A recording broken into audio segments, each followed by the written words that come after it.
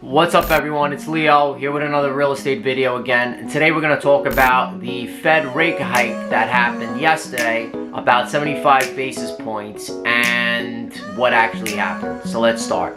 So after the rate hike, the day after, the market went up 500 points, and today it tanked. As of now, I think it's down 200 points. Obviously we're in shaky grounds right now. And this was already factored in because apparently someone at the Wall Street Journal got a text saying that they would raise rates, at 75 basis points.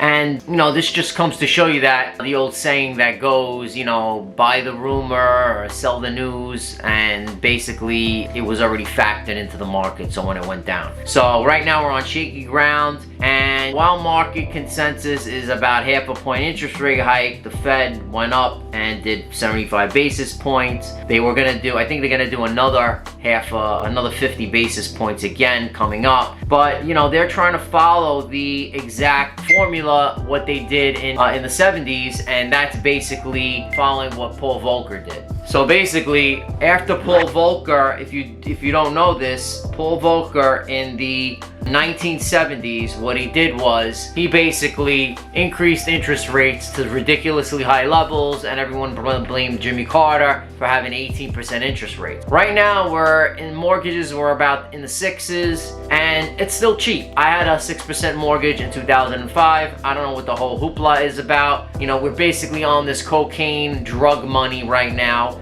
of, sub below 3% interest rates, but 5-6% is a good rate. I mean, it is what it is. I'm doing a BRRRR right now on a condo. I posted it on TikTok. If you don't see my shorts here on YouTube, go to TikTok. I got tons of content on TikTok there as well. I do 3 videos a day, and I posted my deal structure on what I did there, and I'm doing a BRRRR at 6.5% interest rate, and we're making a ton of money. And again, it really depends on buying the real estate property, and you got to know your numbers. That's the bottom line. Anyway, back to what's going on with the Feds. So right now, the groceries, rent, and inflation is at 8.6%, which is BS. I keep telling that. That doesn't even count fuel prices. I paid $5 a gallon to fill my tank. I just filled up my oil tank as well for my home because I have oil heat. I never converted it because it was so cheap. I mean, $1.98 a gallon. Why should I, right? I paid $1,100 for 200 gallons. It's just ridiculous. Like, the gas right now is making people broke. I don't know how people are surviving right now, but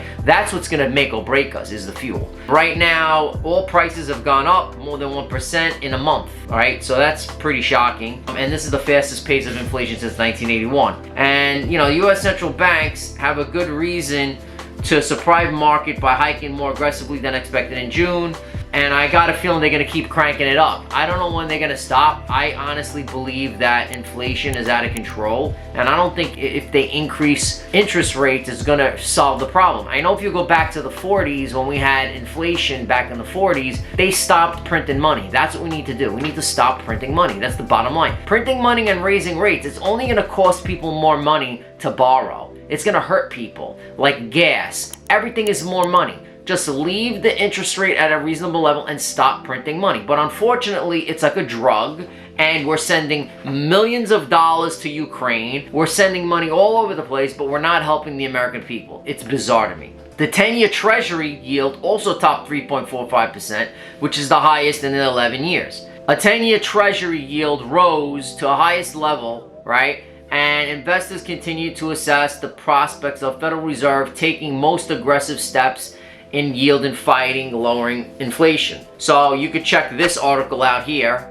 from CNBC about the 10-year Treasury if you want to check it out. And as inflation's soaring high right now, we're noticing that the S&P 500 dropped for a 5th day in a row. Today's a 6th day. Tech-heavy NASDAQ 100 outperformed, and Oracle Corp's forecast suggests the effort to move customers to a cloud is gaining momentum, right? Also, economic bellwether FedEx Corp rallied after boosting its dividend, and Bitcoin hovered near its December 2020 lows. That's another thing. Everyone's scared about Bitcoin. I think Bitcoin is going to 11,000. My opinion, not financial advice, but that's what I think. And 11,000 is a bargain. You should buy some. Not financial advice. I'm buying it. Again, the committee was considering a 75 basis point before the rumor got out, and they raised it our CPIs right now, not only was it higher than expected, but it's also on all fronts. Pressure is clearly evident in the stickier parts of the market.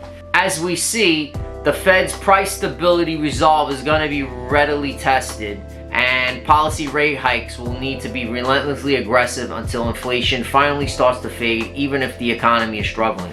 I don't understand why they want to do that, and it's just very strange to me that they just want to keep raising, because it's costing people more money just to buy food. I mean, it's ridiculous what the prices are out there. I mean, I buy food and groceries and I look at these numbers and I'm like, holy moly, like just the fuel alone is increasing stuff dramatically. Like I know someone who's in a freight business, and they were telling me that the freight prices just to ship, I'm actually buying a car, to ship a car from Chicago to New York is going to be like $1,600. It used to be $700. It's double because the fuel is so ridiculous.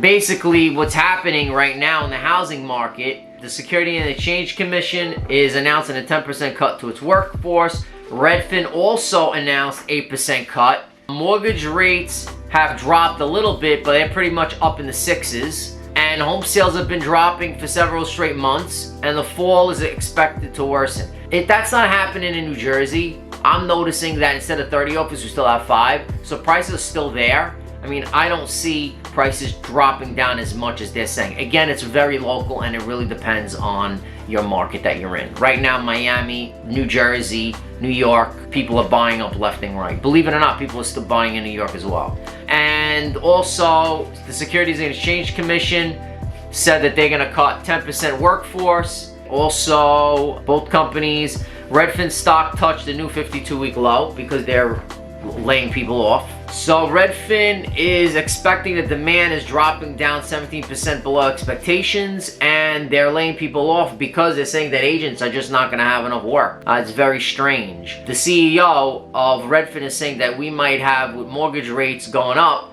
we might have facing years, if not months.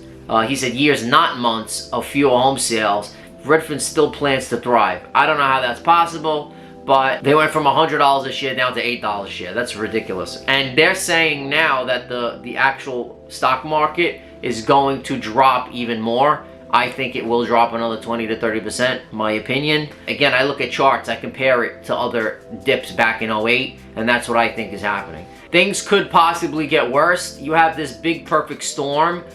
You have inflation, stagflation, recession, the war in Ukraine, supply chain issues. It's a very unique situation right now. But like I said, I don't see prices in my area going down. I still see prices pretty stable. Again, I just see offers dropping. And again, I have about 5 flips going on right now. But I'm still acquiring, I'm still buying real estate. I think you're not going to see drastic drops in real estate. You're not going to see 20, 30%. You're not. You're going to have these people who are like, oh yeah, I'm going to sell my house. It's worth 600, put it up to 800, and then they're going to drop their price. And then people are like, oh, they're dropping prices. That's really what's happening. People are having this FOMO. They're dropping their prices to normal, and they're selling their home. Now, if a house stays on the market, it doesn't drop, and they keep dropping it more than 30%, then I would say, okay, prices are declining significantly because real estate agents can't sell houses. My partner's a real estate agent. I have many friends that are real estate agents. That's not the case right now. So the big question really is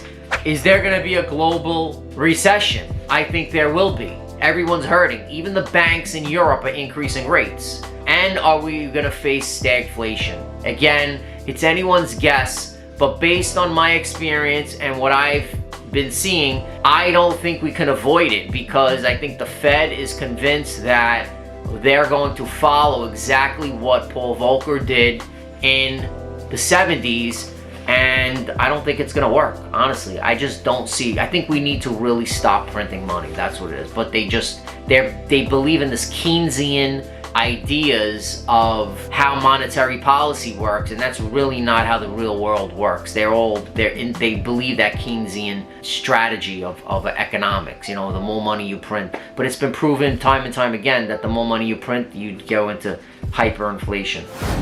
But that would be another story for you in another video. Maybe I'll explain what Keynesian inflation is, or what Keynesian strategy or Keynesian theory really, and maybe I can put a video to to teach you guys about that as well. So thanks for watching, and see you in the next video, and give me a thumbs up.